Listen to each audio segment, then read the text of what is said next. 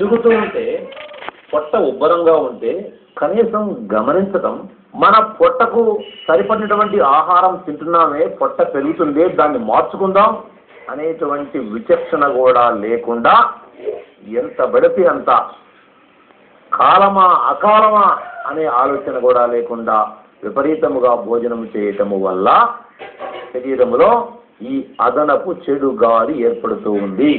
అంతేకాక చాలామంది ఈ రోజుల్లో, ఈ ఆధునిక యుగంలో ప్రతిరోజు 2 లేదా 3 పూటలా కూడా మాంసమో చేపలో కళేబరాలను ఆహారంగా తీసుకోవడం చాలా గొప్ప నాగరికతలాగా భావిస్తున్నారు. మేము రోజు మాంసం తింటాం అంటే తొందరలో సస్తాం మేము చెప్పుకోవడం గొప్పదనమా? చచ్చిపోయిన ప్రతి జీవిలో పురుగులు ఉంటాయి. మన కంటికి కనిపించినటువంటి వ్యాధికారకమైనటువంటి సూక్ష్మజీవులు అందులో ఉంటాయి. కాబట్టే ఒక శవం వీధుల్లో వస్తూ ఉంటే ఎదురుగా పోం, మనం దూరంగా పక్క తొలగిపోతాం. కానీ రోజు కేజీలు శవాలను కొనుక్కొచ్చి తింటూ ఉన్నాం. ఇవి అరగకపోవటం వల్ల, మురిగిపోవటం వల్ల ముఖ్యంగా మాంసాహారంలో ఇలాంటి సమస్య కూడా వస్తుంది. దీనికి ఒక అద్భుతమైనటువంటి చక్కని పరిష్కార మార్గాన్ని తమ అనుభవం ద్వారా తెలియజేయడం కోసం మన ఆయుర్వేదలు మీ ముందుకు వస్తున్నారు. చూడండి. అందరికీ నమస్కారం అండి. నా పేరు కృష్ణారావు, మాది పాలెం సార్. నేను కొంతకాలంగా గ్యాస్ట్రిక్ ట్రబుల్తో బాధపడుతున్నాను. అందరికీ ఆయుర్వేదం ప్రోగ్రాంలో పండిట్ ఏల్చూరి గారు టీవీలో వచ్చే కార్యక్రమాన్ని మేము రెగ్యులర్గా చూస్తుంటాం. అందులో భాగంగానే మేము అగస్త్య లేహం తయారు చేసుకొని, ఈ అగస్త్య లేహాన్ని ఏ రకం తయారు చేసినామంటే, వాముని దోరగా వేయించి పటి బెల్లం చూర్ణం కలిపి 2 చూర్ణాలు విడివిడి చేసేసి అందులో నెయ్యి కలుపుకొని ప్రతిరోజు సాయంత్రం పూట ఒక 10 గ్రాముల మోతాదుగా మేము తీసుకోవడం వల్ల మాకు అప్పటి నుంచి గ్యాస్ట్రిక్ ట్రబుల్ బాధ అనేది పోయింది. ఈ కార్యక్రమాన్ని ప్రసారం చేసినందుకు పండిట్ ఏల్చూరి గారికి మా ధన్యవాదాలు. విన్నారు కదా, ఇంతకు ముందు చెప్పినటువంటి వాములేస్యమే వీళ్ళు కూడా తయారు చేశారు. అంటే ఈ వాములేస్యం తయారు చేసుకుని తిన్న తర్వాత అసలు వేరే ప్రత్యామ్నాయ మార్గాలు ఇంకా అవసరం లేదు. ఇది ఒక్కటి మొత్తము సమస్యను నివారించగలుగుతుంది.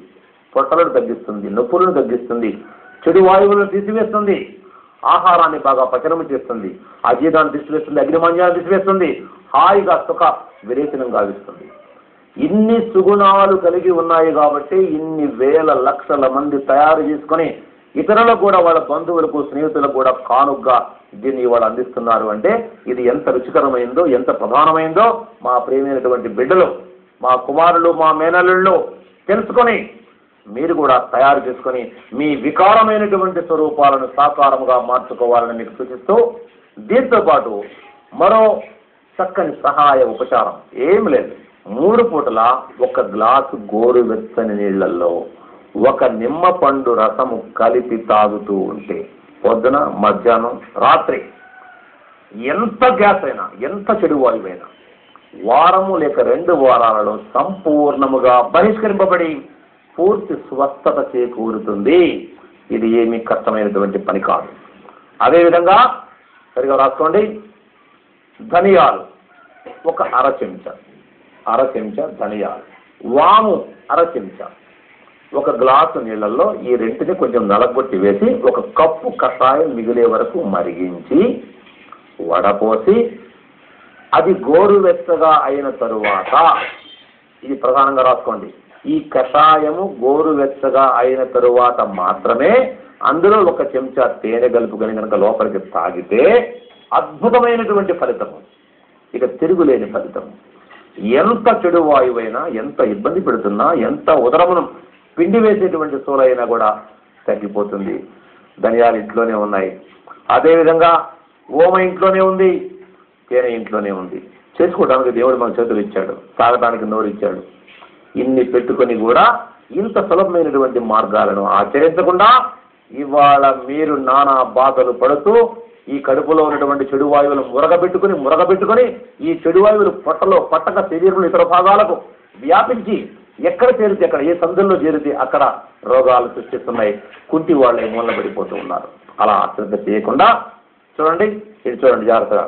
చేతులను సాచి పెట్టుకొని ఇలా కూర్చొని, ఇట్లా మోకాళ్ళ మీద చేతులు పెట్టుకొని క్రింద కూర్చోగలిగిన వాళ్ళు క్రింద కూర్చోవాలి, లేని వాళ్ళు కుర్చీలో కానీ, మంచం మీద కానీ, సోఫా మీద కానీ కూర్చోవచ్చు. ఇలా కూర్చొని చూడండి, ఇందులో చూపుడు వేలు, ఇది వాయువు, పంచమహాభూతాలలో ఈ వాయువును ఇలాగా ఇలాగా ఇలాగా ఇలాగా క్రిందికి వంచి అరచేతికి ఆనించి దానిపైన బొటన వేలును నొక్కి ఉంచి 3 వేళ్లు నిలువుగా నిలిపి ఉంచాలి.